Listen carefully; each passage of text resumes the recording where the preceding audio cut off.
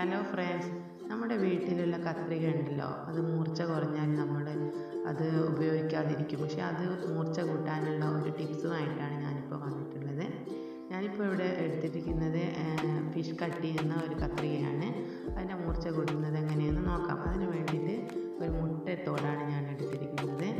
ഈ മുട്ടത്തോട് നമ്മൾ ഈ കത്രിക കൊണ്ട് ചെറുതായി ഇങ്ങനെ കട്ട് ചെയ്ത് കൊടുത്താൽ മാത്രം മതിയാവും. നമ്മുടെ കത്രികയ്ക്ക് നല്ല മൂർച്ച തന്നെ ഉണ്ടാവും.